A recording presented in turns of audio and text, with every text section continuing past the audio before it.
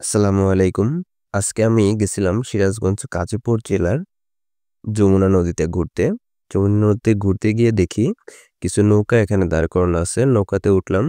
কখনো নৌকা চালানো হয়নি। তাই চেষ্টা করছিলাম যে যাতে করে একটু নৌকা চালাতে পারি। এখান থেকে বৈঠাটা আমি হাতে নিলাম। মাঝিরা যেরকমভাবে চালানোর চেষ্টা করে, আমি ঠিক সেরকমভাবে বৈঠাটা ধরার চেষ্টা করলাম। কিন্তু আসলে আমার দ্বারা তো এটা হবে না। আমি কখনো নৌকা চালাইনি। তাই আরকি দাঁড় করানো নৌকাতেই আমি বসে একটু চেষ্টা করছিলাম যে কিভাবে মাঝিরা নৌকা চালায় এটা দেখার চেষ্টা করছিলাম। আমি যখন নৌকা চালানোর চেষ্টা করছিলাম ঠিক ওই মুহূর্তে দেখতে পারলাম পাশেই কিছু লোকজন তারাও সেলফি তুলতেছে এবং নৌকা চালানোর চেষ্টা করতেছে। এগুলা দেখে একটু ভালোই লাগলো যে আসলে তাদের নৌকা চালানো দেখে আমার মনে হচ্ছিল যে তারা আমার মতো চেষ্টা করছে কিন্তু হয়তো পারছে না তাই সেলফি তুলতেছে। কিছু সময়ের মধ্যে আমি আমার দিকে একটু ঘুরে দেখি যে মাঝিরা মাছ ধরার জন্য প্রস্তুতি নিচ্ছে। এই মাঝিরা যমুনা নদী থেকে মাছ ধরে এই মাছগুলো আমাদের ঢাকা এবং বিভিন্ন অঞ্চলে তারা পার করে থাকে এবং সেগুলো আমরা ঢাকাতে বসে স্বাচ্ছন্দ্যে বোধে খাই।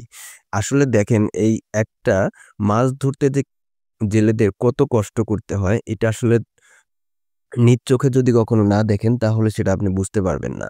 আমি নিজ চোখে দেখলাম যে কিভাবে মাঝিরা মাছ ধরার জন্য চেষ্টা করতেছিল এবং সেই জালগুলো কিভাবে তারা গোছাচ্ছিল যে মাছ যখন ধরবে সেই মাছগুলো যেন বাইরে না যেতে পারে, কোথাও কোনো ছিঁড়া আছে কিনা সেটাও দেখতেছিল। তার মুহূর্তে আমি দেখতে পারি যে মাঝখানে নদীর মাঝখানে একটা আ পিলার রাখা আছে। সেখানে আমি বসে একটু হাঁটাহাঁটি করছিলাম। দেখতেছিলাম যে আসলে পানির মধ্যে হাঁটলে কেমন লাগে। আসলে এই পানিতে যে কি পরিমাণ মজা সেটা আসলে যারা বাস্তবে না আসবে তারা কখনো বুঝতেই পারবে না যে এই পানিতে ঘোরার কি মজা। এই ছোট, ছোট ঢেউ আসতেছে, ছোট, ছোট নৌকা চলতেছে। দূর থেকে দেখলে আপনি আসলে যে কত মজার এই জায়গাটা যারা কখনো আসেননি তারা বুঝতে পারবেন না।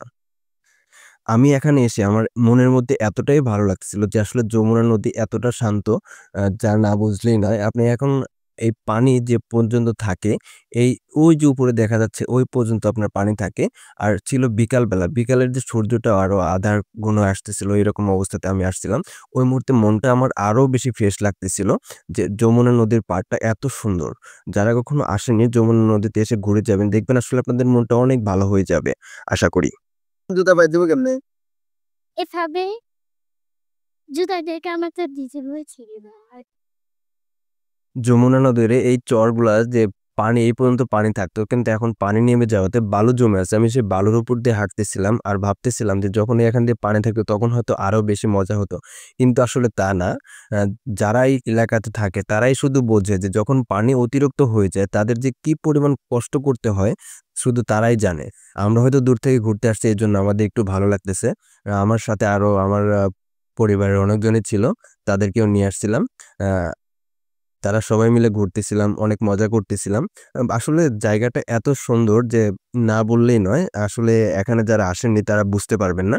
যারা এখনো আসেননি তারা অবশ্যই একবার এসে ঘুরে যাবেন। যমুনা নদীর যেকোনো যমুনা আছে, পদ্মা আছে যেকোনো আপনি একটা পানির মধ্যে চরের মধ্যে ঘুরে আসবেন। দেখবেন আপনার মনটা অনেক ভালো হয়ে যাবে। আমি বারবার চেষ্টা করতেছিলাম যে আসলে আপনাদেরকে বিষয়টা দেখানোর জন্য।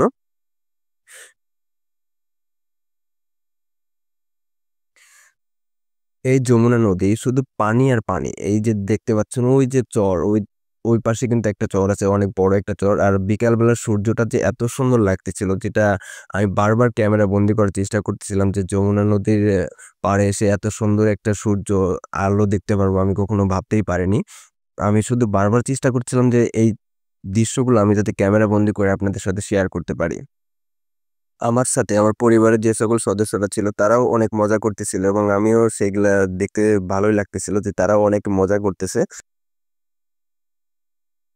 আমার ছোট্ট ভাতিজি এই বালু পেয়ে যে কি মজাটা করতেছে, বালুর মধ্যে শুধু বারবার লাভ আঁকা ছিল।